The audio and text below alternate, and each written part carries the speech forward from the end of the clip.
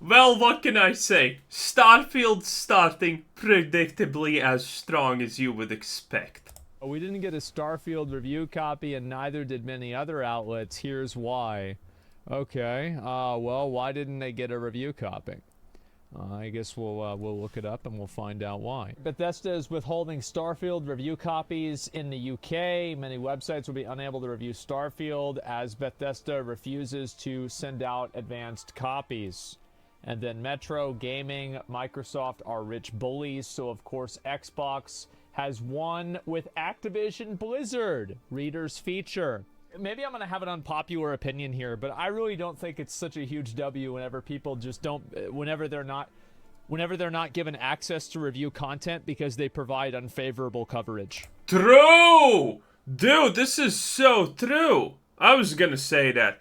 I watched this on Twitter yesterday. It was trending, okay? And people were like, oh no, game journalists not getting access to the game. Bruh, the only game journalists that didn't get access to Starfield are the ones that are gonna rate it not a 10 out of 10. That's it. Bethesda gave Starfield reviews to every journalist that they know is gonna mark them up favorably.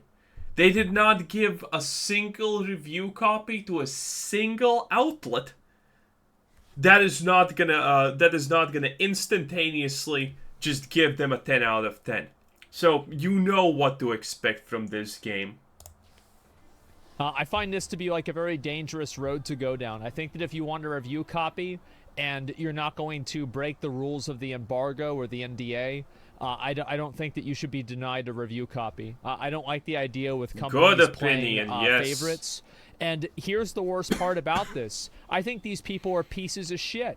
I think they're fucking annoying. They're full of shit saying this. Like, how the fuck are you gonna say this? Like, you know, like these, did PlayStation pay you to write this article? How the fuck can you think that Microsoft is a problem whenever Microsoft is the only fucking console developer that doesn't release exclusives for only their console, because you could play it on PC as well, which you could say, oh, Microsoft owns PCs. Yeah, they do, but at least that's two fucking opportunities, and you can use a PC for something besides playing fucking video games. And no, Netflix doesn't count.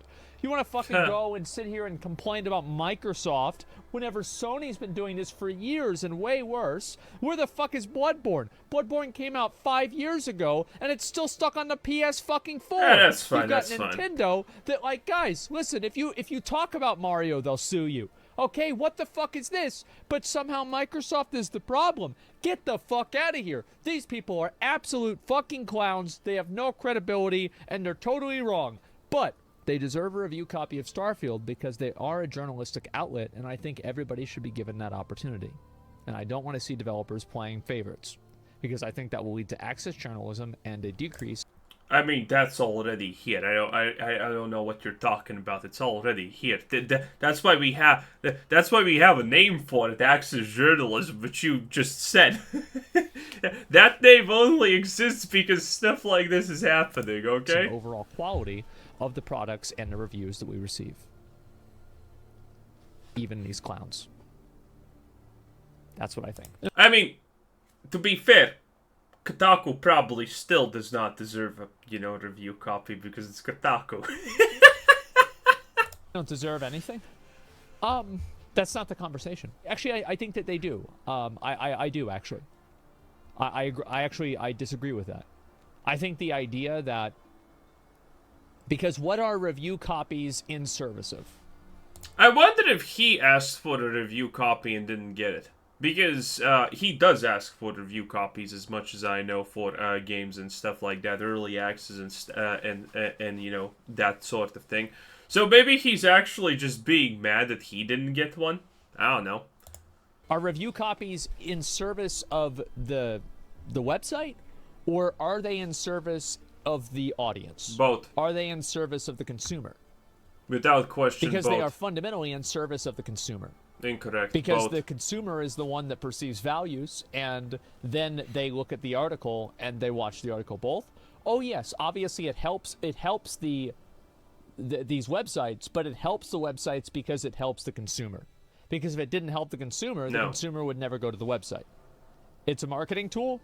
Well, it is and it's not. Like sending out advance copies is something that's very common. People do this for movies. This is the worst, by the way, advanced sending out, because the Bethesda thing is, again, everyone knows that that Starfield is gonna be literally a shit show in space. Okay, if you're a Bethesda fanboy, don't even try. Okay, don't even try to comment. Dude, a Bethesda fanboy. It was like 4 days ago, commented on one of my videos. I watched my friend play Starfield for 5 hours. It was awesome. You're gonna eat. Everyone knows you're lying. Like, Bethesda fanboys go. They don't just defend Bethesda, okay? They literally willingly lie in favor of Bethesda. It is absolute insanity. They do this with every form of media. It's nothing unique or nothing special. There's a line to be crossed. I don't think this crosses a line. I'm going to be honest. This is clearly an editorial. This is clearly an opinion piece. Obviously, if it's being posted on the website, you can say that the website posts some degree of culpability, responsibility for what they allow on there. But I think that it's okay for them to allow people who are opinionated to post articles that are disagreeing with popular topics. So yeah, I actually disagree with these different places not getting review copies, even though I think these places are absolutely parasitic and full of shit. I think they deserve their review copy, because everybody does. I was actually really glad to see Mudahar actually said something about this too. This is really good. Imagine supporting stupid shit this petty. Review copies are kind of dumb in general, but supporting some publications, getting them over others is peak brain damage. That's right. And the reason why it's peak brain damage, let's talk about why that is. The reason why it's peak brain damage and the reason why it's bad is because it creates a chilling effect of negative criticism. How many people have commented about how IGN and a couple of these other very large AAA, you could say AAA, very large gaming publications only provide favorable reviews to big games? Yep. A lot of people criticize them for that. One of the reasons for that, and the accusation that follows that, is something that's called access journalism. Yep. Access journalism is whenever journalism and journalistic opportunities are only presented to people who provide favorable coverage. That is actually exactly what that is. Bravo, bravo. You said it right. So I think this is a very dangerous road to go down. And if people know that if they provide negative or unfavorable... Oh, by the way, the thing about Starfield is that the embargoes on all of the reviews and whatnot are going to be only lifted hours before the game comes out. AKA the perfect timing window where people are not going to get that information and it's not going to be so widespread that it's going to be widely known that this game is absolute garbage.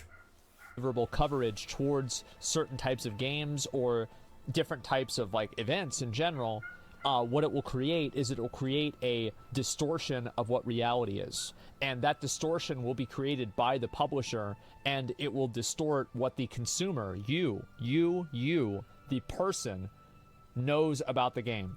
And you will see less critical and less credible reviews about games like Starfield. I mean, if you go for IGN, honestly, to get information on gaming and is a game good or not, by reading a paragraph where they say a bunch of bumbo-jumbo, I think you're already doing it wrong. You have YouTube. You have the ability to look up a review, check it, and then check another one, and there you go. You know now what's up. And you will see more puff pieces or more people that don't talk about and actually address the negatives. So, yes, I actually think this is bad. I actually think this affects everybody. I said the same thing whenever Square Enix did this with Kotaku. I do not agree with it, even though I don't agree with Kotaku. So pretty much only Yes Men publications. I mean, I agree that Kotaku deserves nothing because Kotaku literally will just denounce things because they're popular and uplift things because they're unpopular. And Kotaku is like the opposite, right? Kotaku has so little integrity, I don't care if they actually get shafted. Even overall, that's kind of a negative thing. But Kotaku being shafted makes it slightly positive. Will get review copies for future games if this keeps going on. See, here's the really... so a chilling effect is not necessarily something... A chilling effect means that, like, other people will start behaving in a certain way because they're afraid of being punished, effectively, right? There's a lot of different ways you can interpret this, but, like, this is the way that's being applied here. So what this means is that people will not even cross that line, and they will be more favorable because they don't want to get in trouble. You see what I'm saying? Yeah, it's like a passive ability. How many other publications didn't get a copy, though? A lot, I have no think. idea. And if it had something to do, like, all I'm saying is that publications not receiving copies of video games based off of the way that they cover those video games, I think is extremely problematic. Now, it's gonna be, by the way, the same situation with Fallout 76 and Skyrim and all of those things. Like, every publication that got a copy is just gonna, you know, give it a 10 out of 10. Oh, Fallout 76 was amazing! Best game ever! 16 times more detail. 72 times more fidelity. Oh boy. Every rule has exceptions. And I think that if you deliberately misrepresent things, and not even misrepresent, but if you lie, like you straight up lie about what happened in a game or something that's going on, then I think, of course, you've got grounds to, like, not give review copies. But, like, we're talking about, like, 100% lying. And, like, I don't think that, you know, I don't have a million examples, right? But I'm saying this one right here. So Kotaku I don't think fits. this one is lying, okay? Like, this is just somebody's negative opinion. And it also isn't even about Starfield. It's about Microsoft. Do you think that corresponds to the legal battle with the CMA currently for Blizzard Activision, since they were the only government regulator to deny the acquisition so far? And that's the thing, right? Is that this is probably an EU problem because of the acquisition. It probably doesn't have a lot to do with this company, and other publications have been denied copies of Starfield as well. Yeah, because Metro is Daily Mail. Yeah, I looked into this just a tiny bit. So I'm not, like, very informed, but I have, like, a general understanding. But yes, I want to say again, I am very much not in favor of people who provide negative coverage not getting review copies. There are always exceptions, but I do not think this is one of them.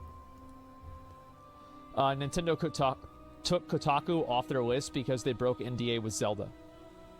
That's fine. And you know what? I think they're totally justified to do that. I think they're totally justified, and that's completely fucking based. Absolutely. Obviously. Hope you've been well, Mr. Raw. I'm doing great. Doing good.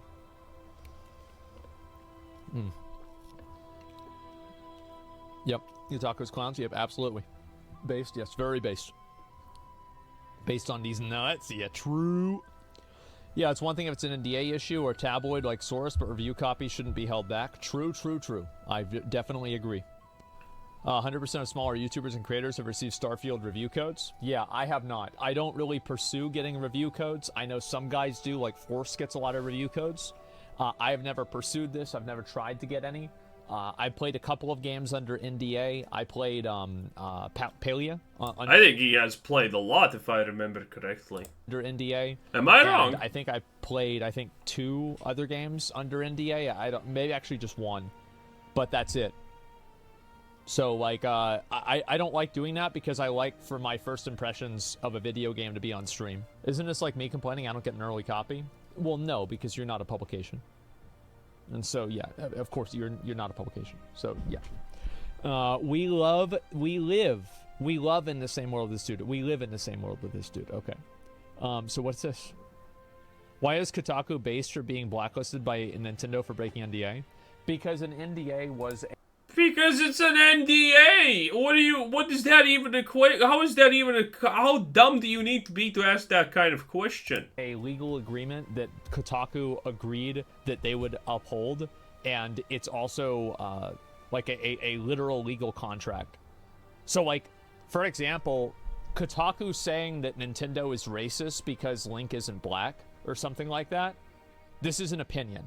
Yes. Right? There was no, like, legal contract that said, I will not say this.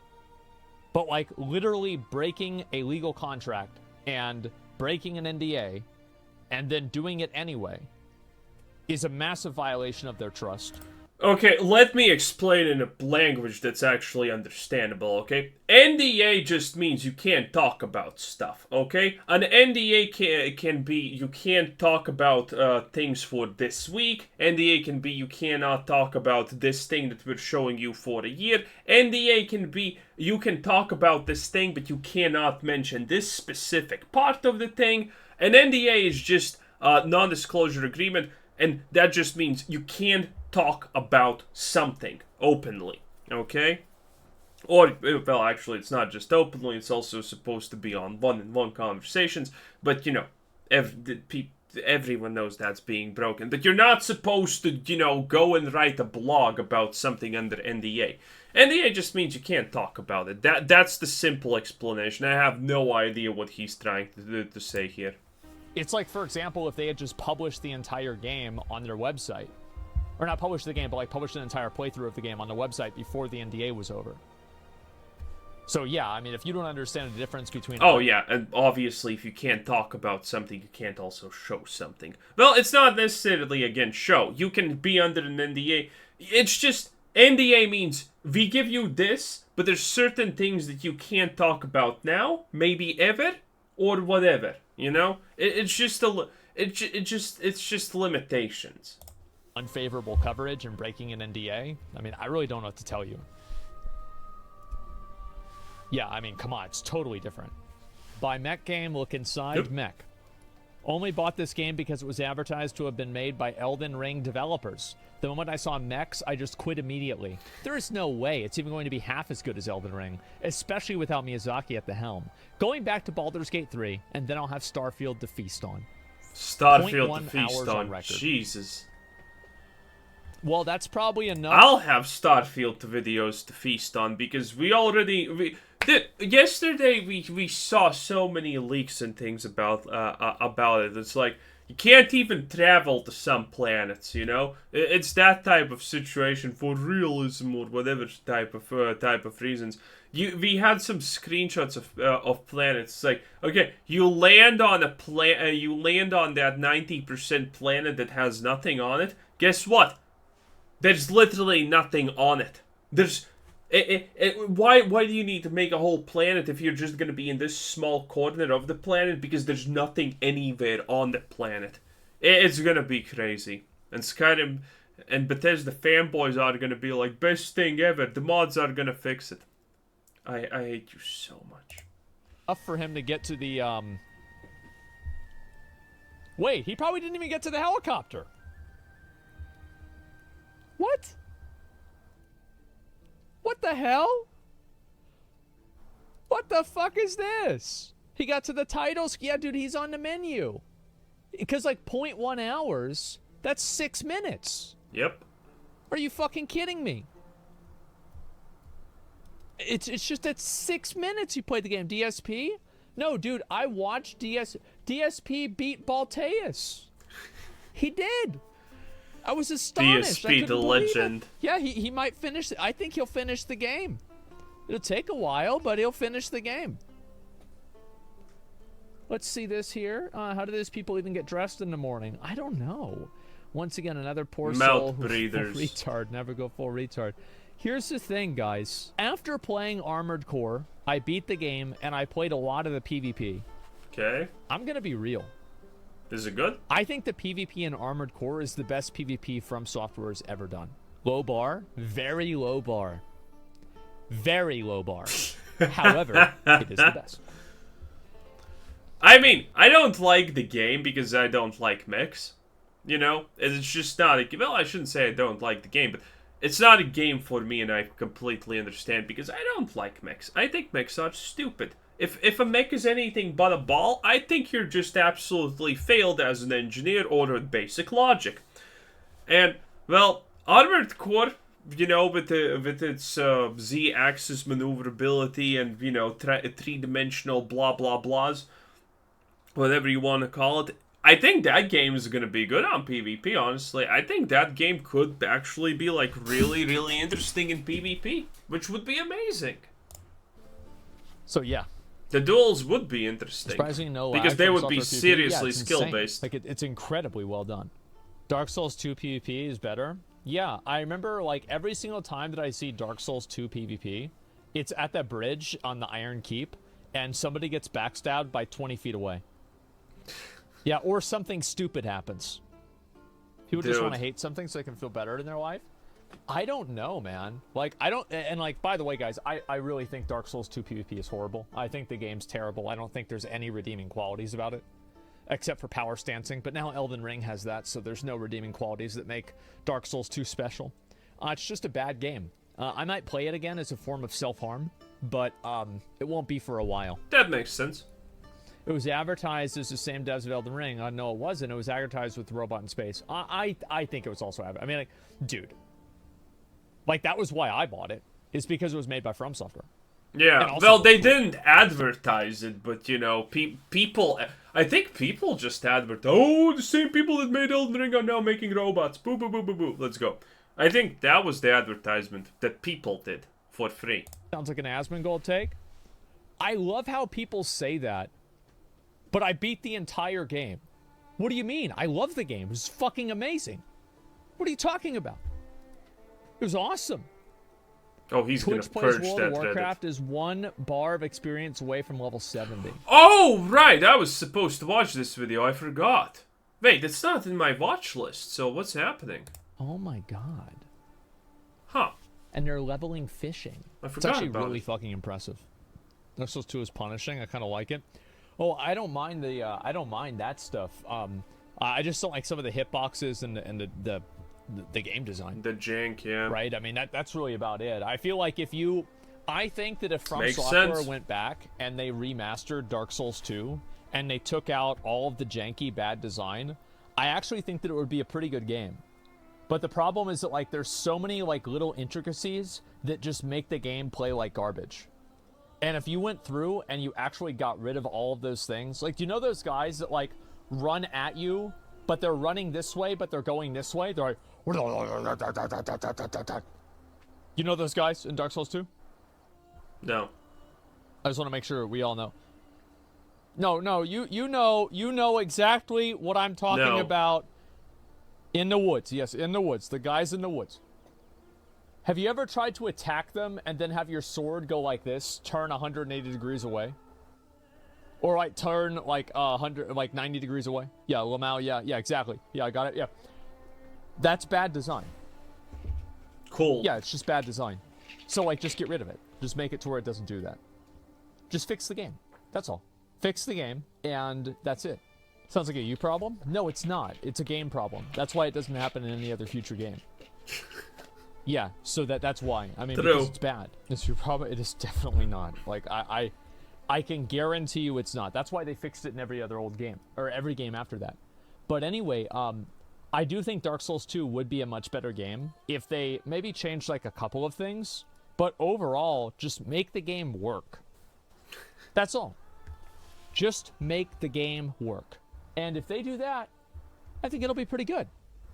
Makes sense. Good bosses is essential for Dark Souls games. I don't think there are that many good bosses in Dark Souls 2. I'm going to be honest. I think I mean, what do we even call a good boss? I don't like Dark Souls because I don't think it's hard. Again, Lost Ark player. A boss with 3 mechanics is literally not intimidating. A boss with 30 mechanics, okay, now we're talking a little bit more effort. Okay? There's a difference. Dragon at the very end of the first DLC, the poison dragon, I forgot his name off the top of my head, but I thought he was good. I didn't really even think Fume Knight was that good, to be honest with you. Anything that implies poison is probably pretty good in any Dark Souls best game. Boss in the game, probably. Yeah, Sir Alone is a great boss. Mirror Knight, yeah, Mirror Knight's a great boss. Ancient Dragon's pretty cool. No, it's not. It's a terrible fight. How could you like? You think Ancient Dragon's a good fight? It's cool. You're right. It's awesome. It's really cool. But it's not a good fight. Dark Lurker? I didn't do Dark Lurker. I didn't finish the questline for it. The 4 Sentinels? The 4 Sentinels. No, there's 4 Gargoyles. There's 3 Sentinels. I didn't mind the 3 Sentinels. Let's see. Nameless King? Yeah, that's in another game. There's like maybe 1 or 2 other really good fights in the game, but that's about it. What is this, New a Game Dark Plus. Souls yeah, discussion? I never Oh, New wow, Game this Plus. is chaptered. Okay, yeah. I didn't know Wow. that. Throne Room and Drangleic? So, like, instead of fighting the Dragon Riders, you fight two Since when is this crap chaptered? What the hell is going on here? Pursuers instead? Ivory King is so good. I actually don't think Ivory King is a good boss. I'm gonna be honest, I don't think it's that great of a boss. Did you watch Limit Breaker's video on Dark Souls 2 New Game Plus? I didn't. I probably should. I feel like that is one thing that Dark Souls 2 has, is that its New Game Plus is actually transformative. It's good after the dumb ads phase. New Game Plus being transformative? No, that is the future, okay? That's like Classic Plus finally happening. I actually don't even mind the ads phase. What's your favorite boss ever? I think Ishin is the best boss they have ever done. Besides Ishin, I would say probably... Ooh, I don't know, like, I think Genichiro was really good. I really liked Slave Knight Gale. I liked Ludwig a lot. Elbridis was really good too in Bloodborne. I didn't like Sister Fried. Smud, I didn't give a shit about that. I didn't really like Madeira was okay. You know how... Okay, enough of this garbage. You know how you can tell that a game has done a boss right? Or has done every boss right? When you call every single boss in the game garbage, annoying trash. While no mechanics are bugged. Okay? That's when you know the bosses are good. Because I know that means they have a bunch of mechanics, a lot of them are very split second, and you know you need to react actually to things. You know it's hard. You know it's hard. You know? If you go into a game and you say, yeah, that was a good boss, that means that was a shit fucking easy boss that required no effort, no anything, and you probably one-shotted it. Okay? Or maybe you're saying that because other bosses have bugged mechanics and that was one of the bosses who didn't have a bug mechanic, okay? If all the bosses have good mechanics and are not bugged, you're gonna call every single boss annoying trash. But you're still gonna want to do them. That is when you know a game has made good bosses, okay? Anyway, I think that's it because I don't want to be in an Armored Core discussion. So, yeah, that's pretty much it. This was Quizzer Citizen. Thanks for watching. Subscribe if you haven't already, and have a nice day. Bye-bye.